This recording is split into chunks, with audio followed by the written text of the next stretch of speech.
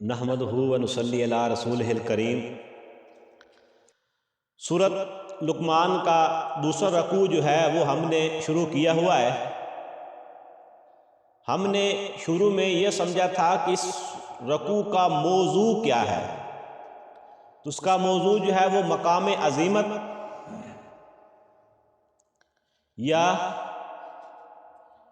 یعنی کہ حکمت قرآنی کی اساس، یعنی اس دو موضوعات اس دوسرے رکوع کے دو موضوع ہیں، یعنی کہ موضوع ایک ہی ہے جو کہ مختلف اسالیب میں بیان ہوا۔ تو ہم نے پہلے سمجھا تھا کہ حضرت لقمان کے بارے میں، حضرت لقمان کی شخصیت کے بارے میں ہم نے سمجھا تھا، اور پھر اس کے بعد ہم نے سمجھا تھا کہ حکمت کسے کہتے ہیں۔ حکمت جو ہے یعنی کہ اس سے مراد یہ ہے کہ جس سے اصابت رائے پیدا ہو جائے، فطرت سلیم اور عقل سلیم، جس شخص کی فطرت سلیم ہو اور اس کی عقل سلیم فطرت سلیم کی رہنمائی میں سفر کر کے جن حقائق تک پہنچتی ہے اس حکمت کہتے ہیں۔ اور فلسفہ کیا ہے کہ عقل محض، خالص عقل ان موضوعات پر جب غور کرتی ہے تو جن نتائج تک پہنچ اسے کہتے ہیں فلسفہ۔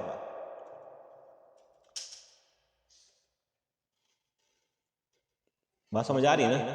یعنی کہ حکمت اور فلسفے میں کیا فرق ہے یہ ہم سمجھ چکے ہیں۔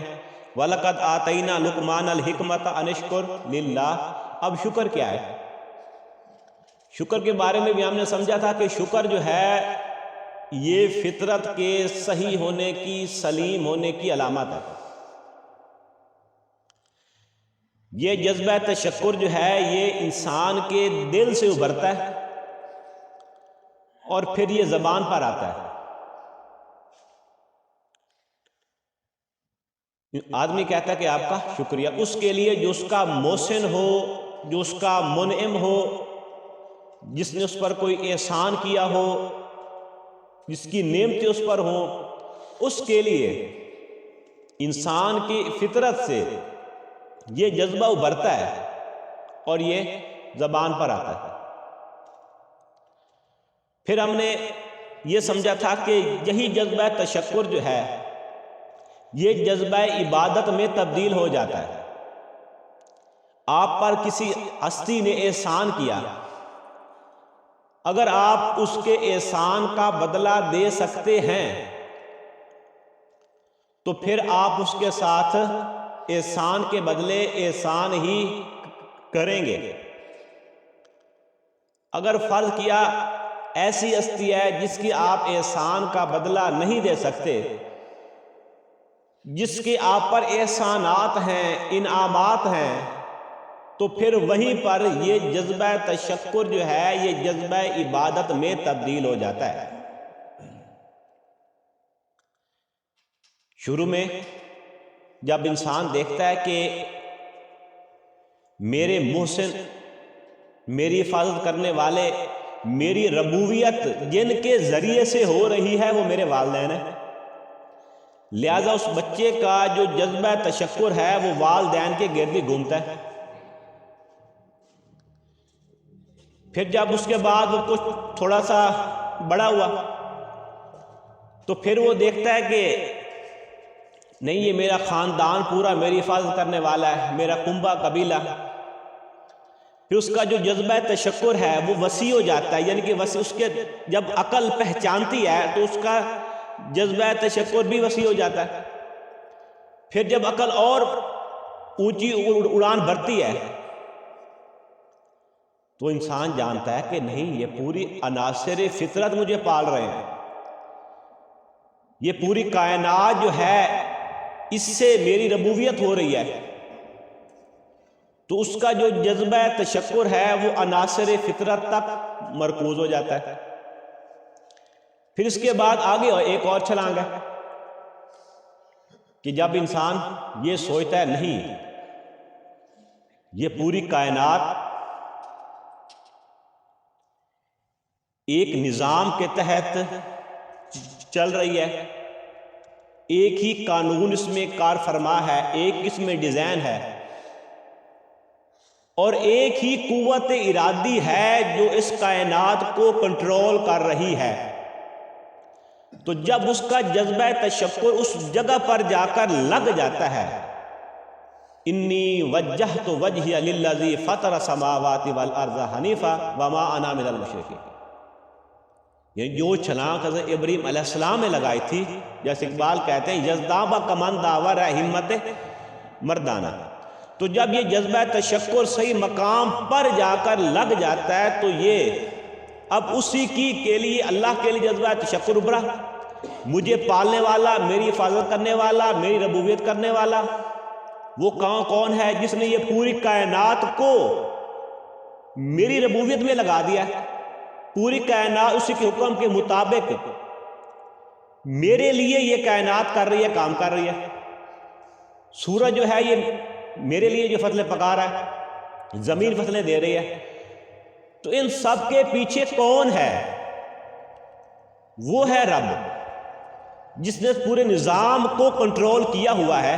تو جب جذبہ تشکر اس مقام پر جا کر لگ جاتا ہے، یعنی عقل نے اس منعم حقیقی کو پہچان لیا، اس محسن حقیقی کو پہچان لیا، تو یہاں پر یہ جذبہ تشکر جو ہے جذبہ عبادت میں تبدیل ہو جاتا ہے۔ تو جذبہ تشکر اللہ تعالیٰ کا اور عبادت اسی رب کی، یعنی کہ وہ ہستی جس کے آپ احسانات انعامات کا بدلہ نہیں چکا سکتے، تو اس کے لیے یہی جذبہ تشکر جذبہ عبادت میں تبدیل ہو جاتا ہے، اس کی پرستش میں بدل جاتا ہے۔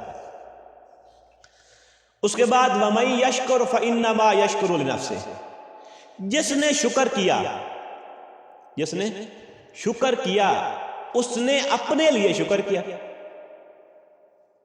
اپنے ذات کے لیے۔ اب اس کا کیا مطلب ہے؟ یعنی کہ اگر آپ نے منعم حقیقی کو پہچان لیا اور آپ کا جذبہ تشکر اس صحیح مقام پر جا کر لگ گیا، اس کے لیے جذبہ تشکر اللہ تعالیٰ کے لیے، تو پھر اس سے ہوگا کیا؟ آپ ہی کی تعمیر سیرت ہوگی، تعمیر خودی ہوگی، آپ کی شخصیت صحیح رخ پر پروان یعنی ہوگی، اس کا رخ صحیح ہوگا۔ لَقَدْ خَلَقْنَا الْإِنسَانَ فِي أَحْسَنِ تَقْوِيمٍ، انسان اس احسن تقویم پر اس کی پرواز ہوگی، اس طرف ہو جائے گا۔ وَمَن يَشْكُرْ فَإِنَّمَا يَشْكُرُ لِنَفْسِهِ، جس نے شکر کیا اس نے اپنے لیے شکر کیا، اپنی ذات کے لیے شکر کیا، اس شکر سے اس کی اپنی تعمیر سیرت ہوگی، تعمیر خودی ہوگی، اس کی اپنی ذات صحیح اقدار پر پروان چڑھے گی۔ وَمَن كَفَرَ، اور جس نے کفر کیا۔ اب یہ جو کفر کا لفظ ہے نا، اس کے لفظی معنی جو ہیں وہ ہیں دبا دینا، چھپا دینا۔ سورۃ حدید میں کسان کے بارے میں آیا ہے کہ اعجب الکفار نباتہ، یعنی کہ کفار کو اس کی کھیتی جو ہے بڑی بھلی لگتی ہے، خوبصورت لگتی ہے۔ یعنی کفار سے مراد کسان۔ کسان کو کیوں کفار کہا گیا ہے؟ اس لیے کہ وہ بیج کو دباتا ہے، چھپاتا ہے۔ اسی طرح جو ہم کہتے ہیں گناہ ہو گیا، اس کا کفارہ کیا ہے؟ مطلب کیا وہ جو گناہ ہو گیا ہے وہ اس کا کیا کفارہ ہے؟ کون سا عمل کیا جائے جس سے اس گناہ کا اثر ختم ہو جائے، زائل ہو جائے، چھپ جائے، دب جائے، یہ کفارہ۔ قرآن مجید میں اکثر مقامات پر آیا ہے کہ یکفر عنہم سیئاتہم، اللہ تعالیٰ ان کی برائیوں کو کر دے گا، دور کر دے گا، یعنی دبا دے گا، چھپا دے گا، ختم کر دے گا، زائل کر دے گا۔ اب اس کا جو معنی ہے وہ کیا ہے؟ دبانا، چھپانا، کفر کا معنی۔ اب یہ ایک کفر آتا ہے شکر کے مقابلے میں، ایک کفر آتا ہے ایمان کے مقابلے میں، اور ایک کفر آتا ہے اسلام کے مقابلے میں۔ اب یہ جو شکر کے مقابلے میں کفر آتا ہے، یعنی کہ کسی نے آپ پر، مجھ پر احسان کیا، میرے اندر سے وہ جذبہ تشکر ابھرا، تو اب اس کے اظہار کے لیے تکبر جو ہے وہ مانے آ گیا۔ اب ظاہری بات ہے کسی کا اگر شکریہ ادا کرنا ہو تو اس میں اس کی کچھ نہ کچھ بڑھائی کو مانا جاتا ہے، اس کی فضیلت کو مانا جاتا ہے، اپنے آپ کی درجے اس سے کم تر کیا جاتا ہے، تو اس لیے تکبر جو ہے وہ آ جاتا ہے، آڑے آ جاتا ہے، تو انسان اس جذبہ تشکر کو دباتا ہے۔ یہ کفر ہے۔ کفر کے معنی کیا ہے؟ دبانا، چھپانا۔ ومن کفر، یعنی کہ کفر کے معنی کیا ہے؟ دبانا اور چھپانا، یعنی یہ جذبہ تشکر جو کہ فطرت سے ابھرا تھا اسے دبا دیا، چھپا دیا۔ اب جو دوسرا آتا ہے اسلام کے معنی مقابلے میں، یعنی ایک مسلمان ہے اور ایک ہے جو ہم کہتے ہیں کافر ہے۔ وہ کس معنی میں کافر ہے؟ ہاں، یعنی کہ وہ جو ہدایت ہے، وہ ہدایت کی دعوت کے پاس پہنچی، اس کے اندر سے آواز آ گئی بات یہ حق ہے، اس کی فطرت نے اسے بتا دیا کہ حق یہی ہے، اور اس نے اس کو دبایا، اس فطرت کی آواز اس نے دبایا، چھپایا۔ اب دیکھنا ابو جہل سے کہا گیا نا بھئی تم ایمان کیوں نہیں لاتے ہو؟ ان پوچھا کہ کیا محمد رسول اللہ صلی اللہ علیہ وسلم سچے؟ اس نے کہا ہاں صحیح سچے۔ کہ پھر تم ایمان کیوں لاتے ہو؟ اس نے کہا کہ انہوں نے جو ہے وہ حاجیوں کو پانی پلایا، ہم نے پلایا، انہوں نے اتنے اونٹ قربان کیے، ہم نے قربان کیے، اب بنو ہاشم والے جو ہیں وہ ان کے ہاں پیدا ہو گیا، نبی پیدا ہو گیا، ہم نبی کہاں سے لے گئے؟ اگر ہم نبی مان لیں تو ہم تو ان کے نیچے آ جائیں گے۔ علماء یہود کے بارے میں کہا گیا کہ یعرفونہ کما یعرفون ابناءہم، وہ ایسے پہچانتے ہیں جیسے اپنے بیٹوں کو پہچانتے ہیں۔ وہ کیا کر رہے تھے؟ دبا رہے تھے، چھپا رہے تھے۔ ایک ہے یہ والا جسے کہتے ہیں ظاہر و باہر، یعنی کفر اس نے کیا، جسے اسلام کے مقابلے میں جو اسلام کے مقابلے میں جو آتا ہے کافر آتا ہے، وہ ظاہر و باہر کافر۔ اور دوسرا کافر ہے ایمان کے مقابلے میں کفر۔ اب ایمان کے مقابلے میں کفر کیا ہوتا ہے؟ جو منافق ہوتا ہے وہ حقیقت کے اعتبار سے کافر ہوتا ہے، لباد اسلام کو ہوتا ہے منافق کا، لیکن حقیقت کے اعتبار سے وہ کیا ہوتا ہے؟ وہ کافر ہوتا ہے۔ یعنی کہ ومن کفر، اب یعنی کفر کے بس کفر کے معنی کیا ہے؟ دبانا، چھپانا، اور یہ اسلام کے مقابلے میں، ایمان کے مقابلے میں اور شکر کے مقابلے میں بھی کفر آتا ہے۔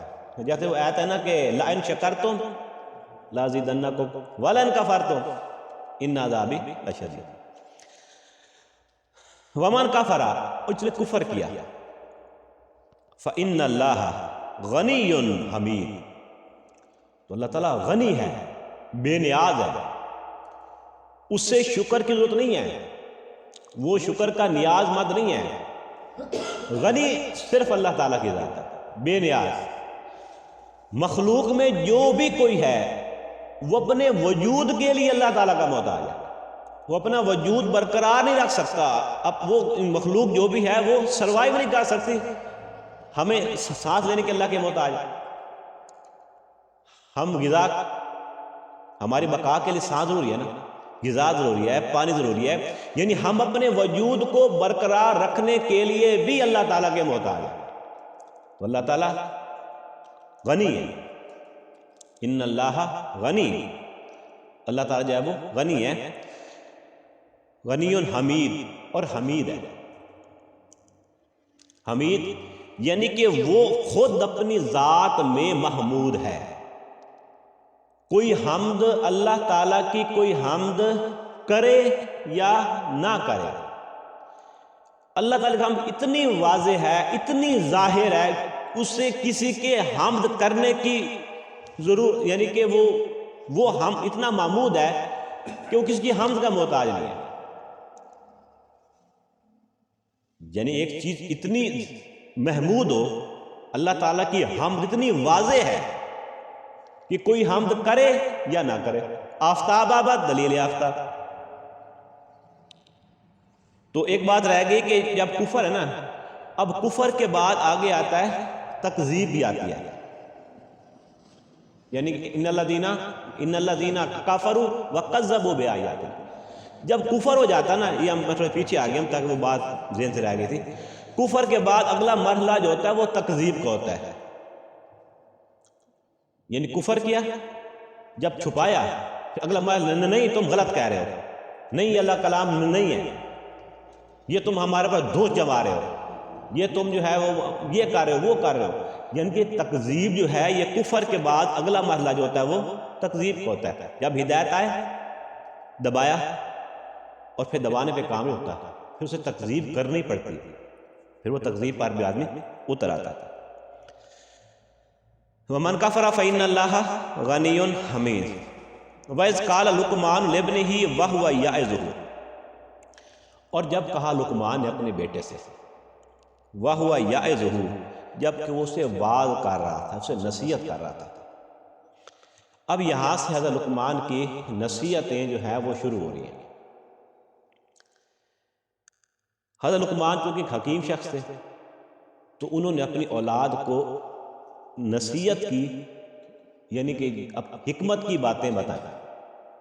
یعنی کہ جو بھی ایک آدمی ہوتا ہے جس فیلڈ میں ہوتا ہے تو اپنے جاتے وقت اپنی اولاد کو اسی کے بارے میں وصیت کر کے جاتا ہے. ایک کاروباری آدمی ہے تو وہ مرتے وقت بچوں کو وصیت کر کے جائے گا، اس سے میں نے یہ لینا ہے، اس سے دینا ہے، وہاں میرے ایسٹ پڑے ہیں، ٹھیک ہے نا، وہ سب اپنے اولاد کو بتا کے جائے گا. اور اسی طرح یعنی کہ جو بھی جس فیلڈ میں ہے نا، وہ اپنی اولاد کو جاتے ہوئے اس کے مطابق جو ہے وہ وصیت کر کے نصیحت کر کے جائے گا. اور جو حکیم آدمی ہوتا ہے اس کی جو اصل مال ہوتا ہے وہ اس کی حکمت ہوتی ہے، اس کا جو اصل خزانہ ہے وہ اس کی حکمت ہے، اور وہ حکمت کی باتیں ہی بتا کر اپنی اولاد کو جاتا ہے. شیخ عبد القادر جیلانی نے جو اپنی اولاد کو وصیت کی ہے، ٹھیک ہے، یعنی کہ انہوں نے کہا ہے کہ وصیتیں بڑی پیاری ملتی ہیں کہ لا فاعل فی الحقیقت الا اللہ، یعنی نہ کوئی فاعل ہے اور نہ ہی کوئی مؤثر ہے اللہ کے علاوہ. اور اسی طرح شاہ ولی اللہ نے اپنی اولاد کو جو ہے وہ نصیحتیں کی ہیں. اقبال نے بھی کہا ہے نا کہ یعنی کہ یہی کچھ ہے ساقی متاع فقیر، اسی سے فقیری میں ہوں میں امیر، میرے قافلے میں لٹا دے اسے، لٹا دے ٹھکانے لگا دے اسے. یعنی جو حکمت ہوتی ہے، جو وزڈم ہوتا ہے اس کا، وہ وہی جو ہوتا ہے اس کی نصیحت کر کے جاتے ہیں. وَإِذْ قَالَ لُقْمَانُ لِابْنِهِ وَهُوَ يَعِظُهُ. جب اسے وہ واعظ کر رہا تھا. واعظ ایسی بات کو کہتے ہیں جس سے دل پسیج جائے، دل میں نرمی پیدا ہو جائے، جو بات دل میں اتر جائے، وہ واعظ ہے. یا بنیا، میرے بیٹے، لا تشرک باللہ، اللہ کے ساتھ شرک مت کیجیے. اب جو شرک ہے نا، اب شرک جو ہے بات ہو رہی حکمت کی ہو رہی ہے. حکمت جو ہے وہ عقل سلیم اور فطرت سلیم سے وجود میں آتی ہے، اور شرک کے لیے نہ کوئی دلیل عقل میں ہے اور نہ ہی کوئی دلیل فطرت میں. جیسے آیا نا، یعنی قرآن میں بھی آیا ہے کہ جب مشرک پر مشکل وقت آتا ہے تو یہ خالص اللہ کو پکارتے ہیں. کوئی لات منات عزا، کوئی یا کوئی جو اس کے اور معبود الہ ہوتے ہیں ان سب کو بھول جاتے ہیں. فطرت میں ایک اللہ ہے، اسی کو پکارتے ہیں. اور اس طرح عقلی طور پر بھی شرک کی کوئی دلیل جو ہے وہ نہیں ہے. یا بنی لا تشرک باللہ. اب شرک پر جو ہے نا اس صورت کے بعد، اس رکوع کے بعد جو ہے وہ ہمارا جو حقیقت و اقسام شرک کے موضوع پر مفصل گفتگو ہوگی اس منتخب نصاب کے سلسلے میں. پہلے ہماری وہ ہو چکی ہے ایمانیات میں، تو اب جو منتخب نصاب کے سلسلہ میں جو ہے اس رکوع کے بعد جو ہے وہ حقیقت و اقسام شرک پر تفصیل گفتگو ہوگی. ان الشرک لظلم عظیم. یقیناً شرک جو ہے نا یہ بہت بڑا ظلم ہے۔ اب ظلم کسے کہتے ہیں؟ ظلم کہتے ہیں وضع الشیء فی غیر محلہ، کسی شے کو اس کے اصل مقام سے ہٹا دینا، یہ ظلم ہے۔ ایک شے کے مقام ہے نا، اس مقام سے ہٹا دینا، اس میں کرنا زیادتی کرنا یا کمی کرنا، یہ ظلم ہے۔ اسے زمان و مکان سے ہٹا دینا، یہ ظلم ہے۔ اور شرک جو ہے یہ ظلم عظیم ہے، یہ سب سے بڑا ظلم ہے۔ اب شرک میں ہوتا کیا ہے؟ ایک اللہ تعالیٰ کا مقام ہے بلند و بالا، اور ایک مخلوق ہے۔ تو شرک میں ہوتا یہ ہے کہ شرک کی دو ہی صورتیں ہوتی ہیں، یا اللہ تعالیٰ کو اس کے مقام بلند سے گرا کر مخلوق کے ساتھ میں کھڑا کر دیا، یا مخلوق میں سے کسی کو اٹھا کر اللہ تعالیٰ کے ساتھ ملا دیا۔ تو ان شرک لظلم عظیم، یقیناً شرک جو ہے یہ بہت بڑا ظلم ہے۔ اس کے بعد حضرت لقمان کی طرف سے نصیحت کی آیت آئی، اور پھر اس کے بعد اللہ تعالیٰ نے اپنی طرف سے جو ہے وہ 2 آیتوں کے اندر جو ہے وہ اضافہ کیا، 2 آیتوں کا۔ اللہ تعالیٰ فرماتے ہیں کہ وَوَصَّيْنَا الْإِنسَانَ بِوَالِدَيْهِ، ہم نے انسان کو وصیت کی اس کے والدین کے بارے میں۔ قرآن مجید میں 4 مقامات ایسے ہیں جس میں اللہ کے حق کے بعد فوراً بعد والدین کا حق ہے، یعنی کہ اللہ کا انسان پر سب سے بڑا حق ہے، اور اللہ کے حق کے بعد فوراً کس کا حق ہے؟ وہ والدین کا حق ہے۔ اطاعت اللہ کے بعد رسول کی ہے، محبت اللہ کے بعد رسول کی، لیکن حق جو ہے وہ اللہ کے بعد والدین ہے، اس لیے کہ رب اللہ ہے، پیدا کرنے والا اللہ ہے، لیکن دنیا میں آنے کا ذریعہ جو بنے ہیں وہ والدین بنے ہیں۔ اللہ تعالیٰ فرماتے ہیں کہ وَوَصَّيْنَا الْإِنسَانَ بِوَالِدَيْهِ، ہم نے انسان کو وصیت کی اس کے والدین کے بارے میں۔ حَمَلَتْهُ أُمُّهُ وَهْنًا عَلَى وَهْنٍ، اس کی ماں نے اسے اٹھائے رکھا کمزوری پر کمزوری جھیلتے ہوئے۔ اس کے بعد فرمایا کہ وَفِصَالُهُ فِي عَامَيْنِ، پھر اس کا دودھ چڑھانا ہوا 2 سال میں۔ انشکر لی وَلِوَالِدَيْ، کہ کر شکر میرا اور اپنے والدین کا۔ یعنی کہ اس میں جو بتایا گیا کہ یعنی کہ والدہ کے بارے میں خاص طور بتایا گیا ہے کہ ایک بچہ جو ہے وہ رحم مادر میں جو والدہ کا خون ہی ہوتا ہے، جو کہ اس کی جس سے اس کو کوئی خوراک بنتی ہے، جس سے وہ پل بڑھ رہا ہوتا ہے۔ اور جب بچہ والدہ کا دودھ پی رہا ہوتا ہے تو دودھ بھی جو ہے وہ کیا ہے؟ وہ بھی تو مطلب کہ والدہ کی انرجی ہے جو اسے مل رہی ہے۔ حَمَلَتْهُ أُمُّهُ وَهْنًا عَلَى وَهْنٍ، اس کی ماں نے اسے اٹھائے رکھا کمزوری پر کمزوری جھیلتے ہوئے۔ وَفِصَالُهُ فِي عَامَيْنِ، پھر اس کا دودھ چڑھانا ہوا 2 سال میں۔ اب اس کے بارے میں جو ہے وہ 2 حدیثیں میں آپ کو بتا دینا چاہتا ہوں کہ ایک حدیث یہ ہے کہ ایک آدمی نے آپ صلی اللہ علیہ وسلم سے پوچھا کہ میرے حسن سلوک کا سب سے زیادہ حقدار کون ہے؟ فرمایا تیری والدہ۔ پوچھا پھر فرمایا تیری والدہ۔ پوچھا پھر فرمایا تیرے والد۔ اور چوتھی مرتبہ پوچھا، فرمایا یعنی کہ 3 مرتبہ فرمایا تیری والدہ، اور چوتھی مرتبہ فرمایا تیرے والد۔ یعنی کہ 4 حصوں میں سے 3 حصے حق جو ہے وہ والدہ کا ہے، یہ حسن سلوک کے اعتبار سے، تشکر کے اعتبار سے۔ ہاں لیکن جو یعنی کہ اولاد کا جو مطلب کہ مالک ہے، یعنی کہ فقہی اعتبار سے، قانونی اعتبار سے جو ہے وہ حق اولاد پر والد کا ہے۔ اگر علیحدگی ہو جائے گی تو اولاد جو ہے وہ والد کے پاس جائے گی۔ یعنی اسلام نے اس میں بڑا توازن قائم کیا، بڑا معتدل، بڑا اعتدال سے توازن قائم کیا۔ اس کے بعد ایک اور حدیث ہے کہ والد کے بارے میں فرمایا کہ تم اپنے والد کا جو احسان ہے وہ اس کے نہیں اتار سکتے، الا یہ کہ وہ والد جو آپ کا ہے وہ کہیں مل جائے کہ غلام ہو، اور آپ اپنا سب کوئی لگا کر اپنے والد کو غلامی سے نجات دلائیں۔ کوئی ایسی صورت بن جائے کہ آپ کا والد جو ہے وہ غلام ہو جائے اور آپ والد غلامی چھڑا کر لائیں، تو پھر کوئی شکل ہو سکتی ہے کہ آپ اپنے والد کا کے احسانات کا حق ادا کر سکتے ہیں۔ اس سے آپ ریشو نکالیں کہ والد کتنے احسانات۔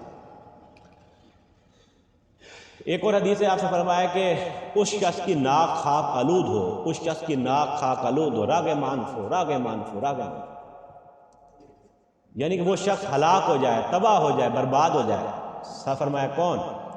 فرمایا وہ شخص جس نے اپنے والدین کو بڑھاپے کی عمر میں پایا یا ان میں سے ایک کو پایا اور وہ ان کی خدمت کر کے جنت میں نہ جا سکا، وہ تباہ ہو گیا، راغمان فو سے ناک خاک آلود ہو گئی۔ اس فرمایا کہ انشکر لی، کہ کر شکر میرا، والے والدین، اور اپنے والدین، پہلے شکر میرا ہے اللہ فرما رہے ہیں، پھر والدین کا۔ تیرے والدین کے اندر محبت، شفقت یہ اللہ نے رکھی ہے۔ ربوبیت کا جو ذریعہ بن رہا ہے یہ سب اللہ تعالیٰ ہی بنا رہا ہے، پیچھے جو رب ہے وہ اللہ تعالیٰ ہے۔ اب والدین کے اندر جو محبت و شفقت کے جذبات ہیں یہ اللہ تعالیٰ کے ہی رکھے ہوئے ہیں۔ انشکر لی، کہ کر شکر میرا، والے والدین، اپنے والدین کا، الی المصیر، اور میری طرف ہی تمہارا لوٹ کر آنا ہے۔ وَإِن جَاهَدَاكَ عَلَىٰ أَن تُشْرِكَ بِي، اگر والدین تمہارے تم سے جھگڑتے ہیں، تم سے کرتے ہیں، جہاد کرتے ہیں کہ میرے ساتھ کیوں کر شریک ٹھہرا، فَلَا تُطِعْهُمَا، تو ان کا کہنا مت مان۔ یعنی والد حق ہے، لیکن اگر وہ اپنی حق سے بڑھ کر اللہ کا کے حقوق میں جانا چاہیں، اس حد میں جانا چاہیں، پھر اس کی بات نہیں ماننا۔ فَلَا تُطِعْهُمَا، اب اس کے بعد یہ نہیں کہ جب انہوں نے میرے والدین مجھے شرک کرنے پر کرتے ہیں، مجبور کرتے ہیں، وہ مشرک ہیں، یہ ہے وہ ہے، اب یہ نہیں ان سے تعلق ختم کر دوں نا، وَصَاحِبُهُمَا فِي الدُّنْيَا مَعْرُوفًا، یہ بات تو نہیں ماننی، لیکن دنیا کے معاملے میں ان کے ساتھ اچھے طریقے سے، بھلے طریقے سے رہ۔ وَاتَّبِعْ سَبِيلَ مَنْ أَنَابَ إِلَيَّ، اور اس شخص کی کر اتباع کر جس نے اپنا رخ کر لیا ہے میری طرف، ثُمَّ إِلَيَّ مَرْجِعُكُمْ، اور میری طرف ہی تمہارا لوٹ کر آنا ہے، تمہارا بھی تمہارے والدین کا۔ فَأُنَبِّئُكُم بِمَا كُنتُمْ تَعْمَلُونَ، تو میں تمہیں بتا دوں گا جو کچھ تم کیا کرتے تھے۔ تو یہ ہماری یہاں تک آج ہو گیا، تو اس پر جو آپ کو سوال ہے تو آپ پوچھ لیں۔